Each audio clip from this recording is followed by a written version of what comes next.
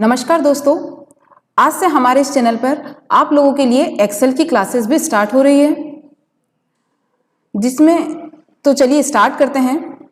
आज की क्लास में हम दो चीज़ें कवर करने वाले हैं। सबसे पहले इंट्रोडक्शन ऑफ एक्सेल और दूसरा सेल एंड रेंज रेफरेंस। तो चलिए स्टार्ट करते हैं इंट्रोडक्शन ऑफ एक्सेल से। तो सबसे पहले तो ये जाने कि एक्सेल को स्टार्ट करने के लिए कौन सा नाम यूज किया जाता है। सीपीसीटी की जो एग्जाम है या अदर कोई भी कॉम्पिटिटिव एग्जाम है, उसमें इंट्रोडक्शन ऑफ एक्सेल से कई सारे क्वेश्चन पूछे जाते हैं, तो ये सब भी आपके कवर हो जाएंगे। चलिए स्टार्ट करते हैं। बात कर रहे थे एग्जीक्यूटिबल नेम की। सबसे पहला पॉइंट हमने यहाँ पे लिखा है एग्जीक्यूटिबल नेम। तो एग्जीक्यूटिबल नेम का मतलब होता है स्टार्ट करने के लिए यूज होने वाला नाम। एक्सेल को जब हम स्टार्ट करेंगे तो किस तरह से स्टार्ट करेंगे, तो आपने पिछली हमारी वर्ड की एमएस वर्ड की जो क्लासेस चल रही है उसमें भी देखा होगा, या फिर सर ने आपको हमारी पिछली क्लासेस में विंडोज की के शॉर्टकट जो पढ़ाए हैं उसमें आपको रन कमांड का यूज करना सिखाया है। कीबोर्ड में जो विंडो की होती है उस विंडो की के कई सारे शॉर्टकट सिखाए हैं, तो उसी में विंडो आर आपको सिखाया गया है रन कमांड। तो इस रन कमांड पे हमें किसी भी प्रोग्राम का एग्जीक्यूटिबल नेम लिखना होता है। उस प्रोग्राम को स्टार्ट करने के लिए एक नाम यूज किया जाता है, वो लिखना होता है। तो एक्सेल के लिए, एक्सेल को स्टार्ट करने के लिए यहाँ पर एक्सेल ही लिखना होता है और एंटर की प्रेस करें या फिर आप ओके बटन पर भी क्लिक करेंगे तो एक्सेल स्टार्ट हो जाएगा, ओपन हो जाएगा। तो यहाँ हमने लिखा है एग्जीक्यूटिबल नेम क्या यूज होता है, एक्सेल। याद रखिएगा, एक्सेल को स्टार्ट करने के लिए यूज होने वाला नाम, उसी को हम बोल रहे हैं एग्जीक्यूटिबल नेम। क्या होता है, एक्सेल। सेकेंड, एक्सटेंशन नेम की बात करते हैं कि एक्सटेंशन नेम क्या होता है। तो एक्सेल में बनने वाली फाइलों की पहचान, किसी भी प्रोग्राम में बनने वाली फाइल की पहचान उसका एक्सटेंशन होता है। जिस तरह से हमारा सरनेम होता है कि नाम आपके कुछ भी हो सकते हैं, सभी लोगों के नाम एक जैसे होते हैं, लेकिन एक फैमिली के सरनेम एक जैसे होंगे, किसी अदर फैमिली के हों तो उनके सरनेम कुछ और हो सकते हैं। तो ऐसे ही एक्सेल में बनने वाली फाइलों के एक्सटेंशन, उसकी पहचान, नाम हम चाहे जो दे दें, ABC, XYZ, रामू, रमेश, कोई भी नाम दे दें हम, लेकिन उसका एक्सटेंशन क्या होगा। तो यहाँ पे दो चीजें हमने लिख रखी है, एक्सेलएस और एक्सेलएस एक्स। ये दो चीजें इसलिए लिख रखी है कि MS माइक्रोसॉफ्ट ऑफिस 2003 तक एक्सेल का एक्सटेंशन एक्सेलएस था, XLS था, और ऑफिस 2007 और उससे अपर जितने भी वर्जन अभी तक आए हैं सभी में एक्सेल फाइल का एक्सटेंशन क्या होता है, XLS X होता है। क्या याद रखना है, पुराने फाइल में जो ऑफिस 2003 था वहां तक तो हमको याद रखना है कि एक्सेलएस था और यहाँ पर X और लगा देना है। ऐसी वर्ड की यदि फाइल है तो DOC एक्सटेंशन पुराना होता था और अभी नए जो वर्जन है वहां पे DOC X हो जाता है। तो आपको याद रखना भी थोड़ा सा आसान रहेगा पुराने और नए में। एक्सटेंशन नेम के बाद में नेक्स्ट पॉइंट देखते हैं कि एक्सेल को स्प्रेडशीट सॉफ्टवेयर के नाम से भी पूछा जाता है कि स्प्रेडशीट सॉफ्टवेयर क्या होता है, तो एक्सेल होता है। फिर आगे चले, एक्सेल में बनने वाली फाइल को क्या कहते हैं। एक्सेल में जब भी एक नई फाइल लेते हैं तो उसे क्या बोलते हैं, वर्कबुक बोलते हैं। यहाँ देखिए, जब भी एक नई फाइल रहती है तो यहाँ पे नाम दे दिया, इसलिए यहाँ पे नाम लिख रहा है। यदि कोई नाम नहीं, सपोज हमको एक नई फाइल लेते हैं, कंट्रोल N से न्यू फाइल ले सकते हैं। जैसे ही हम एक नई फाइल लेते हैं तो यहाँ पे लिखा हुआ आता है बुक, इसको वर्कबुक कहा जाता है। तो एक्सेल में जितनी भी फाइलें होगी, जब भी एक नई फाइल आती है तो उसे बोला जाता है वर्कबुक। जैसे वर्ड में यदि कोई फाइल ओपन होती है तो उसको बोला जाता है न्यू डॉक्यूमेंट, ऐसे यहाँ पर क्या है, न्यू वर्कबुक। पावर पॉइंट में यदि आप काम करें तो वहां पे लिखा हुआ था न्यू प्रेजेंटेशन, वहां पर नई फाइल को क्या बोलते हैं, प्रेजेंटेशन। तो ऐसे ही एक्सेल की फाइल को वर्कबुक कहा जाता है। एक वर्कबुक में कई सारी वर्कशीट होती है, तो पहले देख लो कि वर्कशीट क्या होती है। तो यहाँ पे जैसे आप सामने देख पा रहे हैं, जहां पे मैंने टाइप किया हुआ, या फिर ये जो बॉक्स आपको दिख रहे हैं बहुत सारे, ये बॉक्स जो है ये वर्कशीट ही है पूरी। इस वर्कशीट जहां पर हम काम कर रहे हैं, और एक वर्कबुक में एक से ज्यादा वर्कशीट हो सकती है। आप नीचे देख पा रहे हैं कि यहाँ पर हमारे पास में 4 वर्कशीट है। तो एक्सेल की फाइल को वर्कबुक बोलते हैं, लेकिन उस एक फाइल में कई सारी वर्कशीट हो सकती है। यदि पुराने वर्जन की बात करें ऑफिस 2007 तक भी, जैसे अभी आपके सामने ये जो वर्जन है 2019 है, तो यदि पुराने वर्जन को देखेंगे तो उसमें बाय डिफॉल्ट 3 शीट आती है। यदि ऐसा पूछ भी लें कि एक्सेल की एक फाइल में कितनी वर्कशीट आती है, तो डिफॉल्ट 3 शीट आती है। हम और एक्स्ट्रा शीट ले सकते हैं, लेकिन डिफॉल्ट कितनी आती है, डिफॉल्ट 3 वर्कशीट अवेलेबल होती है या आती ही है। तो इसलिए हम यहाँ पे कह भी सकते हैं कि वर्कबुक क्या होती है, कलेक्शन ऑफ वर्कशीट। वर्कबुक को क्या कहेंगे, कलेक्शन ऑफ वर्कशीट। चलिए नेक्स्ट हमने लिखा वर्क एरिया। तो एक्सेल में अभी अभी हमने बात करी कि जिस जगह पे हम काम कर रहे हैं, जो बॉक्स दिख रहे हैं आपको, ये सब क्या है, वर्कशीट, वर्क एरिया, जिस जगह पे काम कर रहे हैं उसको क्या बोलते हैं, वर्कशीट।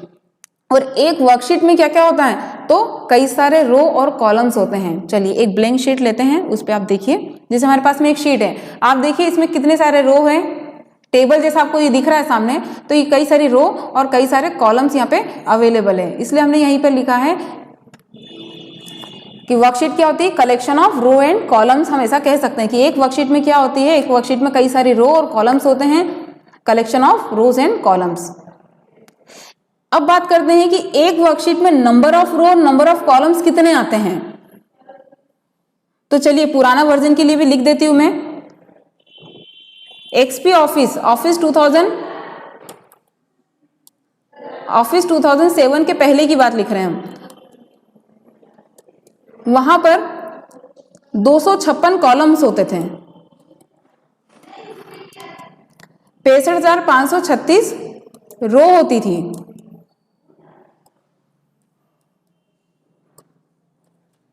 और यदि रो और कॉलम का मल्टीप्लाई कर दें 16,777,216 नंबर ऑफ सेल्स होते थे। लेकिन नए वर्जन की अभी बात करें, ऑफिस 2007 और उसके अपर के जितने भी वर्जन होते हैं, यहां पर नंबर ऑफ रो 10,48,576 रोज होती है, नंबर ऑफ कॉलम 16,384 और नंबर ऑफ सेल्स, तो सेल किसे कहते हैं, चलिए एक ब्लैंक वर्कशीट पे मैं आपको बताती हूं। ये जो आपको इधर 1 2 3 4 दिख रहे हैं ये रो है, और जो ऊपर ABCD दिख रहे हैं ये कॉलम्स हैं, और रो और कॉलम जिस पॉइंट पे इंटरसेक्ट करते हैं उसको सेल कहते हैं। ये जो बॉक्स है जिसमें हम डेटा टाइप कर सकते हैं, एंट्री कर सकते हैं, वो सेल। तो एक्सेल में जिस जगह पे डेटा डाल रहे हैं वो क्या है, सेल। तो सेल क्या होते हैं, रो और कॉलम से मिलकर बने होते हैं। तो यदि पहली रो में नंबर ऑफ जितने भी कॉलम है उतने सेल, ऐसे दूसरी रो में, जैसे पहली रो में हम बोल रहे हैं कि कितने कॉलम होते हैं, तो 16,384 कॉलम्स होते हैं, तो पहली रो में 16,384 सेल होंगे, ऐसे दूसरी रो में भी 16,384 सेल होंगे। इसीलिए हमने यहाँ पे नीचे लिखा हुआ है कि नंबर ऑफ सेल्स क्या हो गया, रो और कॉलम का मल्टीप्लाई कर दिया, 17179869,184 नंबर ऑफ सेल्स हमने लिख दिए। तो याद रखना है आपको कि एक वर्कशीट में number of row 10,48,576 rows, 16,384 columns और सेल दोनों का मल्टीप्लाई करके लिख दें, ऐसा लिख दें तो भी चलेगा, और यदि आप इसका डिजिट लिख सकते हो तो भी ठीक है। याद रखना है बस आपको कि क्या याद रखें, रो और कॉलम के नंबर यदि याद है तो दोनों का मल्टीप्लाई करके नंबर ऑफ सेल्स निकाले जा सकते हैं। और यही ऑफिस 2007 के पुराने वर्जन की बात कर रहे हैं, इससे पहले वाले वर्जन में तो number of columns 256, number of रोज 65,536 और नंबर ऑफ सेल्स 16,777,216 याद रखना है। जहां पर रो को 1 2 3 4 से पहचानते हैं, आप देख भी रहे हैं यहाँ पर शीट में, पहली रो को 1 बोल रहे हैं, दूसरी को 2 3 4 अप टू, इस तरह से यदि आप नीचे जाए लास्ट रो को देखेंगे तो 10,48,576 नंबर ऑफ रो। ऐसे कॉलम की बात करते हैं तो कॉलम कितने होते हैं, तो कॉलम को यहाँ पे ABCD से पहचानते हैं। जैसे ऊपर लिखा है पहला कॉलम A है, फिर B C D E F ऐसे Z तक तो वैसे ही जाएगा, फिर AA AB AC ऐसे कॉम्बिनेशन है, और लास्ट कॉलम का जो नंबर है XFD होता है। तो यही हमने ये लिखा हुआ है, आप नोट कर सकते हैं या स्क्रीनशॉट ले सकते हैं वीडियो को बीच में पॉज करके। तो रो को किस तरह से पहचान रहे हैं, रो को डिनोट किया जा रहा है 1 2 3 4 से, और कॉलम को ABCD से। लास्ट रो लास्ट कॉलम का नंबर आपको याद रखना है, पूछा भी गया है कई एग्जाम में, XFD होता है। अब सेलों को कैसे पहचानते हैं, सेलों को सेल एड्रेस से पहचानते हैं। इसी के लिए एक और क्वेश्चन बनता है कि सेल एड्रेस को रेफरेंस भी बोलते हैं, कि एक्सेल में जो सेल एड्रेस है उसको क्या रेफरेंस क्या होता है, तो सेल एड्रेस ही होता है। रेफरेंस क्या होता है, तो रो और कॉलम से मिलकर बना होता है। तो इसलिए हमने यहाँ पे लिखा है कि जो पहला सेल होगा, चलिए इस शीट पे जाते हैं, ब्लैंक शीट पे, ये जो पहला सेल है आप ऊपर देख पा रहे हैं, यहाँ पे लिखा हुआ A1, कॉलम नंबर और रो नंबर को मिला दे, ये A1 होगा। ऐसे आगे जाएं, ये होगा B1, फिर C1 D1 E1। यदि आपसे पूछ लिया जाए इस तरह से ये कौन सा सेल है, तो इधर से आप देखेंगे ये G है और इधर 7, मतलब ये कौन सा सेल है, G7। तो ऐसे लास्ट सेल का नंबर क्या होगा, लास्ट रो और लास्ट कॉलम, मतलब XFD 10,48,576। तो इसलिए हमने यहाँ पे लिखा हुआ है सेलों को सेल एड्रेस से पहचानते हैं, और इस तरह से डिनोट किया है। पहले सेल को A1 कहेंगे, फिर B1, नेक्स्ट C1, और अप टू इस तरह से आगे बढ़ते जाएं तो लास्ट कॉलम लास्ट रो। तो ये एक बेसिक इंट्रोडक्शन है कि एक्सेल के लिए आपको कुछ चीज़ें याद रखनी है। कई सारे क्वेश्चन भी पूछे जाते हैं, जैसे एग्जीक्यूटेबल नेम, एक्सटेंशन नेम, बनने वाली फाइल को क्या कहते हैं, स्प्रेडशीट सॉफ्टवेयर क्या होता है, एक वर्कशीट में number of row, number of columns कितने होते हैं, सेल कितने होते हैं। पुराने वर्जन के लिए भी याद रखना है, नए वर्जन के लिए भी याद रखना है। कॉलम को ABCD से पहचान रहे हैं, रो को 1 2 3 4 से, लास्ट कॉलम नंबर याद रखना होगा। तो इस तरह से ये बेसिक इंट्रोडक्शन है। इंट्रोडक्शन ऑफ एक्सेल में ही हमें नेक्स्ट पॉइंट देखना है, फीचर्स ऑफ एक्सेल। मतलब जब एक्सेल को हम स्टार्ट करते हैं तो कौन सा क्या क्या हमें दिखता है, वो होगी फीचर, मतलब एक्सेल के भाग। तो आप देखिए सबसे पहले ऊपर है टाइटल बार। ये जो ऊपर आपको ग्रीन कलर का दिख रहा है ये होता है टाइटल बार, जो कि क्या दिखाता है, प्रोग्राम का टाइटल। यहाँ पे दिख रहा है फाइल का नाम। और यदि इसके राइट साइड में देखें तो ये कैप्शन बटन होते हैं, इनको क्या कहा जाता है, कैप्शन बटन, जहाँ पे मिनिमाइज, रिस्टोर और मैक्सिमाइज कर सकते हैं। क्लोज बटन होता है, इसको बोला जाता है कैप्शन बटन। तो टाइटल बार सबसे ऊपर होता है। उसके बाद में होता है टूल बार। तो यहाँ जो आपको शॉर्टकट्स देख रहे हैं इसको शॉर्टकट बार भी कहते हैं, टूल बार के नाम से भी पूछा जाता है। यहीं पर इसी के और में ऑफिस बटन लिखा है। तो ये ऑफिस बटन किस लिए लिखा है कि यदि ऑफिस 2007 आप देखें, अभी नए वर्जन में तो आपको ऊपर टूल बार दिख रहा है, लेकिन पुराने वर्जन ऑफिस 2007 को देखें तो यहाँ पर एक ऑफिस बटन होता है। तो यदि आपको ऑफिस 2007 के लिए पूछा जाए तो वहां पे आपको याद रखना है कि ऑफिस बटन होता है और ऑफिस बटन के साथ में इधर टूल बार अवेलेबल होता है। इसके बाद रिबन, ये जो आप ऊपर देख पा रहे हैं, होम, इंसर्ट, पेज लेआउट। तो ये रिबन क्या काम करती है, तो एक्सेल, ये किसी भी प्रोग्राम में, वर्ड, एक्सेल, पावर पॉइंट की हम बात कर रहे हैं कि जो भी काम किए जा सकते हैं उन कामों को अलग अलग कैटेगरी में डिवाइड कर दिया है। जैसे हमें कुछ इंसर्ट करना है तो इंसर्ट रिबन में जाना होगा। होम में ऐसे सारे ऑप्शन है जो जनरली ज्यादातर यूज किए जाते हैं, जैसे बोल्ड, इटैलिक, अंडरलाइन लगाना, फोंट चेंज करना, साइज चेंज करना, कलर देना फोंट को, बॉर्डर लगाना, कट कॉपी पेस्ट के शॉर्टकट। तो जनरल जो ज्यादातर यूज होते हैं वो सब होम में मिलेंगे। ऐसे पेज सेटिंग से रिलेटेड पेज लेआउट रिबन में मिलेगा। फॉर्मूला है, फॉर्मूला रिबन में मिलेगा। तो नेक्स्ट रहता है रिबन, जो कि अलग अलग कैटेगरी के हिसाब से उसमें कामों को बांट दिया गया है। इसके बाद फॉर्मूला बार, यहाँ पर जो FX लिखा हुआ देख रहे हैं आप, जहां मेरा कर्सर है अभी, तो ये होता है फॉर्मूला बार। ये फॉर्मूला बार क्या काम करता है, तो किसी भी सेल में क्या लिखा हुआ है वो ये बताता है फॉर्मूला बार। जैसे अभी जहां मेरा कर्सर है तो इस पे क्या लिखा है, फॉर्मूला बार। आप देख रहे हैं कि ये जो 2 लेटर इस सेल से बाहर जा रहे हैं तो वो इसी में लिखे हुए हैं। रो एंड कॉलम हेडिंग, तो इस सेल में रो एंड कॉलम हेडिंग लिखा है। यदि पूछा जाए इसमें क्या लिखा है तो कुछ भी नहीं लिखा है, इसमें कुछ लिखा नहीं है, खाली है वो। यहाँ पर आप कुछ और टाइप ऐसे कर सकते हो, और ऐसा भी नहीं कि इधर का कुछ डिलीट हो गया, उसमें लिखा हुआ है। तो फॉर्मूला बार आपको दिखा रहा है कि इस सेल में ये लिखा है। यदि आप इस कॉलम का विड्थ बढ़ा दें तो आप देखेंगे कि इसी के अंदर ये लिखा हुआ है। तो फॉर्मूला बार क्या करता है, फॉर्मूला दिखाएगा, या ऐसा कहें सेल में जो कुछ लिखा है वो दिखाएगा। चलिए इसके लिए एक एग्जाम्पल भी देखते हैं। एक शीट है हमारे पास में, यहां पर हमने एक फॉर्मूला लगा रखा है। तो देखिए सामने आपको क्या दिख रहा है, 264 लिखा है, लेकिन इसके अंदर डबल क्लिक करके देखो तो आपको पता चलेगा इसके अंदर तो क्या लगाया है, फॉर्मूला लगाया है। बाहर चाहे हमें वैल्यू दिख रही तो ये फॉर्मूला बार क्या दिखा रहा है कि यहाँ पर कौन सा फॉर्मूला लिखा है। इसलिए हम यहाँ पे याद रखने के लिए लिख रहे हैं कि फॉर्मूला बार क्या कहता है, किसी भी सेल में क्या लिखा है, उस सेल में कौन सी वैल्यू लिखी है, वो फॉर्मूला बार दिखाता है। नेक्स्ट हमें देखते हैं फॉर्मूला बार के नीचे रो एंड कॉलम हेडिंग। तो ABCD आपको कॉलम हेडिंग ऊपर दिखाई दे रही है, और राइट साइड में, सॉरी लेफ्ट साइड में आप देखेंगे इधर तो 1 2 3 4 रो हेडिंग दिखाई दे रही है। आगे चले वर्कशीट। तो जिस जगह पे रो कॉलम हेडिंग के बाद में अगला चीज किया है वर्कशीट, जहां पे हम काम कर रहे हैं। फिर है स्क्रॉल बार, जो कि शीट को अप डाउन करने के लिए एक वर्टिकल स्क्रॉल बार और एक नीचे हॉरिजॉन्टल स्क्रॉल बार भी दे रखा है, शीट को इधर उधर मूव करने के लिए। लास्ट में होता है स्टेटस बार। तो स्टेटस बार ये बता रहा है कि रेडी है शीट काम करने के लिए। स्टेटस बार के ही राइट साइड में ये लेआउट एरिया है, जहां से हम जूम या कुछ व्यू सेट कर सकते हैं। तो ये होती है फीचर्स ऑफ एक्सेल, मतलब एक्सेल को जब ओपन करते हैं तो एक्सेल के भाग हमें क्या क्या दिखाई देता है। चलिए अब नेक्स्ट टॉपिक हमको जो आज का पढ़ना है वो होता है वो है cell and range reference. Next topic जो हमें पढ़ना है वो है सेल एंड रेंज रेफरेंस। तो सबसे पहले तो ये समझे कि सेल और रेंज रेफरेंस होता क्या है। तो एक्सेल का यूज ज्यादातर फॉर्मूले लगाने के लिए किया जाता है, सबसे ज्यादा फॉर्मूले ही यूज किए जाते हैं इसमें। तो फॉर्मूले जब हम लगाते हैं तो उनमें सेल वैल्यू का यूज किया जाता है कि भैया किस वैल्यू को जोड़ना है, किसको कहाँ पे कुछ मल्टीप्लाई करना है या और कुछ भी काम करना है, कोई भी कंडीशन लगानी है तो वहां पर हम सेल वैल्यू का यूज करते हैं। तो उसको लिखने का कुछ तरीका होता है, तो वहां पर सेल और रेंज रेफरेंस यूज की जाती है।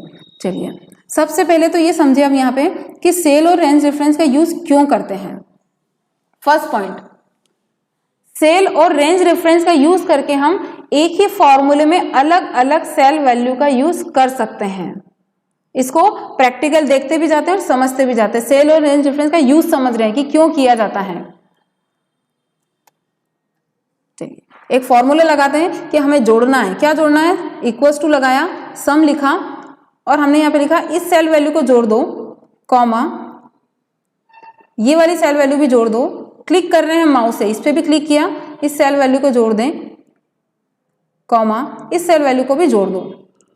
तो आप देख रहे हैं कि यहाँ पर हमने सम किया, मतलब एक ही फॉर्मूला लगाया और उसमें कितनी सारी सेल वैल्यू का यूज हम कर पा रहे हैं। तो इसीलिए हम बोल रहे हैं कि सेल रेफरेंस, यहाँ पर रेफरेंस दिया हमने, एड्रेस बताया कि इन सेल वैल्यू को जोड़ दो।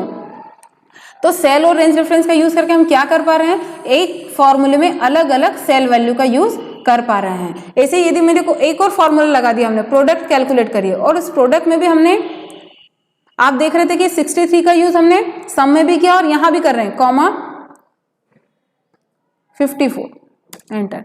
तो आप देखिए कि C3 का यूज सम में भी किया हमने, डबल क्लिक करते हैं तो उस फॉर्मूले के अंदर चले जाते हैं, सेल के अंदर चले जाते हैं। C3 का यूज हमने सम फॉर्मूले में भी किया है और C3 का यूज हमने प्रोडक्ट वाले फॉर्मूले में भी किया है। मतलब एक ही सेल वैल्यू का यूज अलग अलग फॉर्मूले में भी कर सकते हैं। तो सबसे पहला पॉइंट हमको यही याद रखना है कि सेल और रेंज रेफरेंस का यूज करके हम एक ही फॉर्मूले में अलग अलग सेल वैल्यू का यूज कर सकते हैं और एक ही सेल वैल्यू का यूज अलग अलग फॉर्मूले में कर सकते हैं। First point clear. चलिए सेकंड देखते हैं। सेकंड होगा कि एक वर्कशीट के डेटा का यूज हम दूसरी वर्कशीट में कर सकते हैं। एक वर्कशीट के डेटा का यूज हम दूसरी वर्कशीट में कर सकते हैं। चलिए हमारे पास में हम एक वर्कशीट ले लेते हैं ब्लैंक और उस पर भी काम करते हैं। एक खाली वर्कशीट है, यदि मुझे इस शीट पे शीट 4 का डेटा चाहिए तो केवल हमें कुछ नहीं करना, इक्वल्स टू लिखा, हम उस शीट पे जाएं और जो भी डेटा चाहिए केवल उस पर क्लिक कर दिया हमने, तो आप देखेंगे कि उस शीट का डेटा, शीट 4 का डेटा यहाँ पे आ गया। तो क्या किया हमने? इक्वल्स टू लगाया और जिस भी शीट का डेटा चाहिए था उस शीट पे गए और उस सेल पे क्लिक कर दिया। हम टाइप भी कर सकते थे, जैसे यहाँ पे लिखा हुआ है इक्वल्स टू शीट 4 का डेटा चाहिए, इसलिए शीट 4 नाम लिख दिया शीट का, एक्सक्लेमेशन साइन, और जिस सेल का एड्रेस डाला है उस सेल का डेटा यहाँ पर आ जाएगा। तो एक वर्कशीट के डेटा का यूज दूसरी वर्कशीट में भी कर सकते हैं। थर्ड पॉइंट, एक वर्कबुक मतलब एक फाइल का डेटा दूसरी फाइल में भी कर सकते हैं। यदि हमारे पास एक से ज्यादा फाइल है और हम चाहते हैं कि इस फाइल में ये जो डेटा है इन सेल वैल्यू का यूज, मतलब इन नंबरों का यूज मुझे किसी दूसरी फाइल में भी चाहिए, यही नंबर हमें दूसरी फाइल में चाहिए, ये नाम मुझे चाहिए वहां पर, तो क्या करें? तो वापस कॉपी पेस्ट करने की जरूरत नहीं है। सेल और रेंज रेफरेंस का यूज करके हम इन डेटा का यूज हम दूसरी फाइल में कर सकते हैं। किस तरह से? देखिए एक और फाइल ले लेते हैं हम, कंट्रोल एन से एक नई फाइल है ले ली हमने, यहां पर करते हैं इक्वल्स टू, किस फाइल का डेटा चाहिए तो आप उस फाइल पे चले जाएंगे और क्लिक कर देंगे। तो आप देखेंगे कि यहाँ पर हिना आपको टाइप नहीं करना पड़ा, ना ही कॉपी पेस्ट करके लाना पड़ा वो नाम, आपने केवल क्या किया? इक्वल्स टू लगाया, उस फाइल पे गए और जिस सेल का डेटा चाहिए था उस पर क्लिक कर दिया। तो फॉर्मूला बार में आप देख भी पा रहे हैं क्या आ गया? इंट्रोडक्शन ऑफ एक्सेल फाइल का डेटा चाहिए।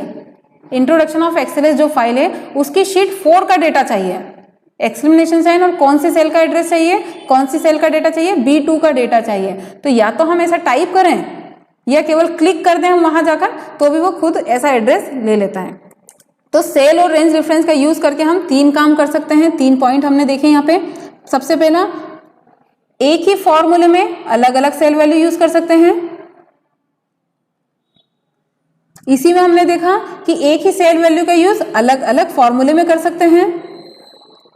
दूसरा पॉइंट देखा, एक शीट के डेटा का यूज दूसरी वर्कशीट में कर सकते हैं। मतलब एक शीट के डेटा को हम दूसरी वर्कशीट में इजीली ले जा सकते हैं या यूज कर सकते हैं किसी फॉर्मूले में। और थर्ड पॉइंट देखा, एक फाइल के डेटा का यूज दूसरी फाइल में, मतलब एक वर्कबुक में की किसी शीट पे कोई डेटा है, उस डेटा का यूज हमें किसी दूसरी फाइल में दूसरी वर्कबुक पे चाहिए तो हम वहां पर भी कर सकते हैं। चलिए आगे देखते हैं, ये तो हमने यूज देख लिया। अब नेक्स्ट है कि सेल रेफरेंस कितने टाइप की होती है, तो दो चीज होती है, एक होती है सेल रेफरेंस और एक होती है रेंज रेफरेंस। इसको भी हम इस तरह से वर्क करके इधर प्रैक्टिकल देखते हैं। देखिए यहां पर हमने भी सम फॉर्मूला लगाया था, तो आप देखिए सम फॉर्मूले में हमने क्या लिखा, C3 का सम करिए, D5 का सम करिए, F4 का सम करिए, G8 का सम करिए। इधर देखेंगे आप वो सेल इनेबल भी है, मतलब एक्टिव भी दिख रहा है आपको, सिलेक्टेड है ये सेल, मतलब एक सेल यहाँ है, बीच में फिर कुछ नंबर छूट गए, फिर एक सेल यहाँ है, फिर कुछ छोड़ दिया, यहाँ से एक सेल उठाया, यहाँ से एक सेल, मतलब अलग अलग जगह से कुछ बीच में सेल छोड़ भी दिए। और हम किसी फॉर्मूले में इस तरह से यूज कर रहे हैं कि अलग अलग जगह से एक सिंगल सेल को सिलेक्ट कर रहे हैं, तो उसको बोलेंगे सेल रेफरेंस। क्या बोलेंगे, सेल रेफरेंस। कि यदि हमें अलग अलग सेल वैल्यू का यूज करना है, कुछ सीक्वेंस में नहीं है, तो हम सेल रेफरेंस का यूज करेंगे। और रेंज रेफरेंस क्या होती है, जैसे यहां पर सभी हीना के सभी सब्जेक्ट के मार्क्स का सम करना, मतलब ऑब्टेन मार्क्स कैलकुलेट करने हैं, तो क्या करें, इक्वल्स टू सम। और इस बार हम अलग अलग सिलेक्ट नहीं कर रहे हैं, हम केवल क्या कर रहे हैं, यहां से सिलेक्ट किया, शिफ्ट की का यूज करके या माउस का यूज करके हमने सिलेक्ट किया। तो आप देखिए क्या लिखा हमने, सम करिए C2 से G2, मतलब देखो बीच के सारे सेल नहीं लिखे हमने, C2 D2 E2 इस तरह से नहीं लिखा, क्या लिखा C2 और बीच में क्या लगाया, कॉलन, और लिख दिया G2। तो उसने क्या किया, C2 से लेकर G2 तक जितने भी सेल है सबको जोड़ दिया। फिर से देखिए इस तरह से, या नीचे भी बता दूं मैं आपको, इक्वल्स टू सम, और जितने सेल हम सिलेक्ट कर दें, देखिए रेंज में कुछ भी छोड़ा नहीं है, सीक्वेंस में सारे सेल आ गए, मतलब बहुत सारे सेल एक साथ यूज कर रहे हो आप किसी फॉर्मूले में, तो उसको बोलेंगे रेंज। तो दो टाइप के रेफरेंस यूज कर रहे हैं, कहीं पर सेल रेफरेंस और कहीं रेंज रेफरेंस। तो सेल रेफरेंस का यूज कब करेंगे, जब हमें अलग अलग सेल वैल्यू को सिलेक्ट करना है, मतलब कुछ भी लाइन से नहीं है, बीच में कुछ सेल छोड़ने हैं, तो सेल रेफरेंस यूज होगी।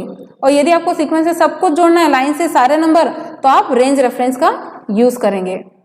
जोड़ने के लिए एक और शॉर्टकट भी यहाँ पे बता दूं, जिस तरह से अभी मैंने सम लिखा था, ये फॉर्मूला लगाने की जरूरत भी नहीं है।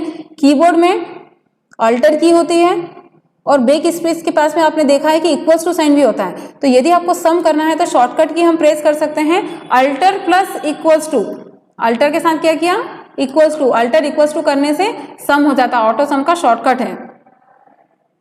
तो चलिए यहाँ पर अभी हमने क्या देखा कि दो रेफरेंस देखी, एक होती सेल रेफरेंस और एक होती रेंज रेफरेंस। सेल रेफरेंस के लिए हमने कॉमा यूज किया है और रेंज रेफरेंस के लिए कॉलन साइन का यूज किया है। अलग अलग जगह से सेल सिलेक्ट करने तो कॉमा यूज करेंगे, और यदि सीक्वेंस में सब लाइन से है तो कॉलन यूज करेंगे। चलिए नेक्स्ट आगे बढ़े, ऑपरेटर कि ये जो सेल और रेंज रेफरेंस हम देंगे तो कुछ ऑपरेटर यूज किए जाते हैं, जैसे अभी हमने देखा ही है, कॉमा और रेंज कॉलन, इनको क्या कहा जाता है तो ये भी लिख लीजिए। कॉमा जो होता है वो यूनियन ऑपरेटर या यूनरी ऑपरेटर कहलाता है, इस नाम से पूछा भी जाता है। क्या याद रखेंगे, कॉमा को यूनियन ऑपरेटर कहते हैं। सिंगल सेल अलग अलग जगह से सिलेक्ट किए, यूनियन इसलिए बोल रहे हैं, उसको यूनरी बोलते हैं या यूनियन भी बोला जाता है। और कॉलन को रेंज, कि हमने बीच में कुछ छोड़ा नहीं, यहां से लेकर यहां तक रेंज सिलेक्ट कर रहे हैं, इसलिए कॉलन को रेंज ऑपरेटर बोलते हैं। थर्ड हमने यहीं पर लिखा इंटरसेक्शन ऑपरेटर। तो इंटरसेक्शन ऑपरेटर क्या होता है, स्पेस लिखा है कि स्पेस का यूज किया जाता है कि यदि हमारे पास कुछ इस तरह का डेटा है कि रो और कॉलम दोनों में डेटा लिखा हुआ है, और हम चाहते हैं सिलेक्शन हमारा इस तरह से है कि हमने रो भी सिलेक्ट कर रखी है और कॉलम भी, और हमको रो और कॉलम जिस पॉइंट पर इंटरसेक्ट कर रहे हैं, जिस पॉइंट पर मिल रहे हैं, उस सेल की वैल्यू चाहिए, तो फिर स्पेस का यूज करेंगे, इंटरसेक्शन ऑपरेटर का यूज करेंगे। किस तरह से देखते हैं, इक्वल्स टू, सपोज हमने ये सारे सब्जेक्ट सिलेक्ट कर लिए, एक कॉलम वाइज सिलेक्शन किया, स्पेस बीच में क्या डाल रहे हैं, स्पेस, और हमने रो वाइज सिलेक्शन कर दिया, रो भी सिलेक्ट कर दी। तो आप देख रहे हैं ये दोनों कहां पर इंटरसेक्ट कर रहे हैं, तो ये वाला जो सेल है जहां 85 लिखा है, ये दोनों रो और कॉलम जिस पॉइंट पे मिल रहे हैं उसको बोलते हैं इंटरसेक्टिंग पॉइंट, तो उस सेल की वैल्यू को वो ले आएगा। तो स्पेस क्या काम करता है, इंटरसेक्शन ऑपरेटर कहलाता है, और रो और कॉलम सिलेक्शन है तो उसके बीच की वैल्यू को वो दोनों जहां पर मिलते हैं उस वैल्यू को वो यहाँ पे ले आता है। नेक्स्ट आगे देखते हैं, नेक्स्ट पॉइंट है टाइप्स ऑफ रेफरेंस, कि ये जो सेल एड्रेस हम डाल रहे हैं, रेफरेंस डाल रहे हैं, तो किस टाइप से दिया जा सकता है। एक 3 टाइप से दिए जा सकते हैं, रिलेटिव रेफरेंस, एब्सोल्यूट रेफरेंस और मिक्स्ड रेफरेंस। चलिए अब इन तीनों का यूज समझते हैं। हमारी डेटा जहां पर उस शीट पे चलें,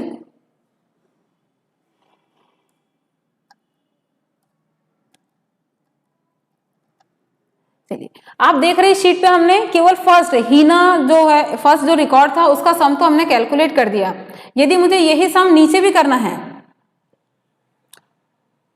नीचे भी इस फॉर्मूले का यूज करना है, तो आप देखिए एक शॉर्टकट होता है, हमने यहां पर तो कर दिया था अल्टर के साथ प्लस, तो सम हो गया। यही फॉर्मूला नीचे भी करना है तो वापस अल्टर प्लस करें और फिर अल्टर प्लस करें, और इस तरह से हमको यदि हजारों रिकॉर्ड है तो बार बार करना पड़ेगा। तो ये ना करना पड़े, हम चाहते हैं कि ये इसी फॉर्मूले को एज इट इज नीचे कॉपी हो जाए। तो ऊपर हमने जहां पर फॉर्मूले लगाया था वहां कर्सर रखा, नीचे तक हम सिलेक्ट करें और कंट्रोल डी शॉर्टकट होता है। शॉर्टकट की क्लास हमारा नेक्स्ट लेक्चर शॉर्टकट पे ही रहेगा, लेकिन फिलहाल अभी आप यहाँ पे याद रखने के लिए देख लीजिए कि यदि हमें यही फॉर्मूला एज इट इज नीचे चाहिए तो हमने इसको कंट्रोल डी से डाउन में फिल कर दिया। ये हम फिल ऑप्शन आगे की क्लासेस में पढ़ेंगे। क्या किया हमने, कर्सर यहाँ रखा, नीचे तक सिलेक्ट किया और कंट्रोल डी करा, मतलब वही फॉर्मूला नीचे तक फिल कर दिया, ताकि हमें बार बार लगाना नहीं पड़े, ना ही कॉपी पेस्ट करना पड़े। तो आप देखो फॉर्मूला क्या यूज किया था हमने, सम करिए C2 से लेकर G2, नीचे चलिए। जैसे ही आप नीचे आते हैं तो आप देखो यहां पर उसने क्या लिखा, C3 से G3 का सम कर दीजिए, और नीचे आइए C4 और G4 कर दिया, और नीचे आए तो C5 G5, मतलब जैसे जैसे आप नीचे आते जा रहे हैं रो नंबर चेंज होता जा रहा है, तो फॉर्मूले में भी रो नंबर ऑटोमेटिक बदल दिए, क्योंकि हमने यहाँ पर क्या यूज किया है, रिलेटिव रेफरेंस। आप देखिए रिलेटिव रेफरेंस हमने किस तरह से लिखा है, एग्जाम्पल लिखे A1, लिखने का तरीका क्या है, डायरेक्ट सेल का एड्रेस दे दिया। तो यहीं पर हमने यहाँ पर यही काम किया है कि सम करना था, क्या सम करना, तो आप देखो C2 लिखा और G2 डायरेक्ट सेल का एड्रेस है, तो जैसे ही नीचे आए तो उसने C3 G3, C4 G4, C5 G5 इस तरह से लिख दिया। इसको एक और एग्जाम्पल से समझते हैं।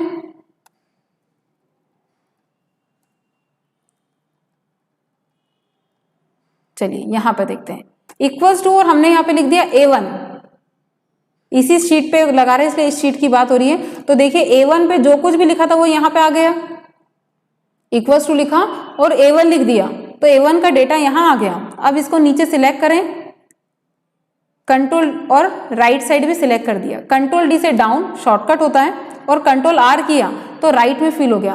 मतलब आप देखो कि जैसे नीचे आए तो A1 की जगह पर उसने A2 लिख दिया, और नीचे आए तो A3 हो गया। फॉर्मूला बार में देखिएगा ऑटोमेटिक यहाँ पे चेंज होते जा रहा है, जहाँ कर्सर मैं बता रही हूँ ऊपर जहाँ कर्सर ब्लिंक कर रहा है उसकी बात कर रही हूँ मैं, फॉर्मूला बार पे।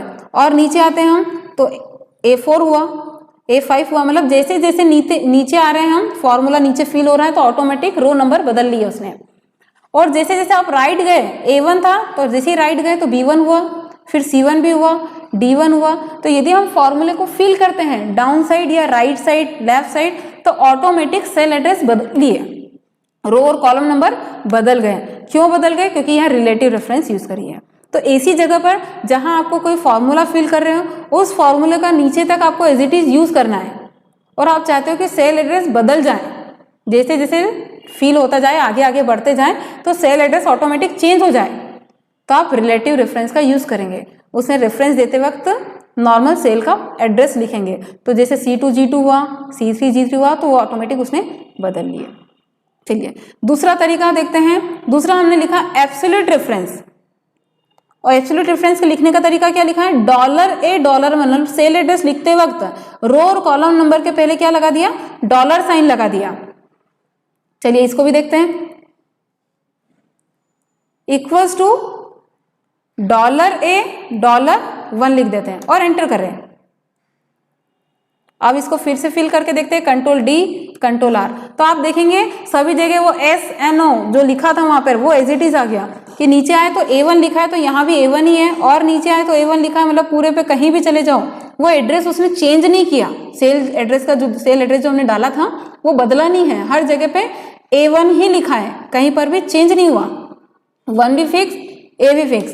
तो ये होती एब्सोल्यूट रेफरेंस। तो ऐसी जगह पर जहां हम नहीं चाहते हैं, जैसे इसके लिए भी एक छोटा सा एग्जांपल लें, या ऐसा कहें, ऐसी सभी जगहों पे जहां हम चाहते हैं कि केवल हमेशा और हमेशा इस 500 का ही मल्टीप्लाई हो, चेंज नहीं हो, तो हमने यहां पे लिख दिया इक्वल्स टू, या इसको इस तरह से समझे, यहीं पर यूज करते हैं, इक्वल्स टू सम करें। किसका सम करें?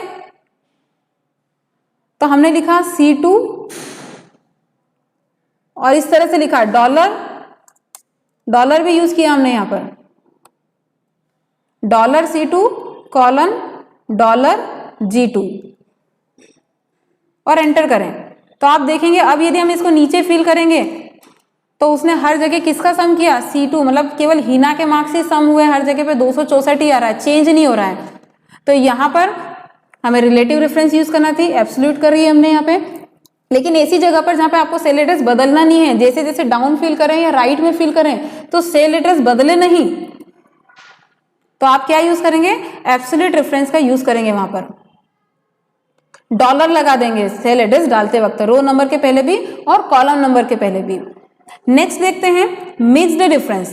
तो मिक्स्ड डिफरेंस क्या काम करती है?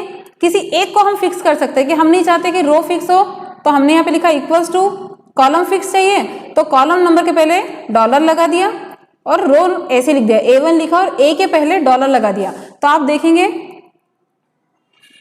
कंट्रोल D करें और कंट्रोल R करें यहाँ पर, तो जैसे जैसे नीचे आ रहे हैं तो 1 की जगह पे यहाँ पे 2 हो गया, A2 नीचे आए, A3 हुआ, फिर A4 हुआ, A5 हुआ, लेकिन जैसे राइट गए तो A की जगह पर इधर B नहीं हुआ, जैसा रिलेटिव रेफरेंस में अभी हो रहा था। A की जगह पे क्या हो रहा था? B हो रहा था, कि A1 की जगह पे B1 हो रहा था, फिर आगे जा रहे तो C हो रहा था, D हो रहा था, तो वो चेंज नहीं होगा। A के आगे डॉलर लगा दे मतलब A फिक्स हो गया। इसी तरह से यदि हम ऐसा लिख देते $1 रो नंबर के पहले डॉलर लगा दिया तो रो फिक्स हो जाएगी।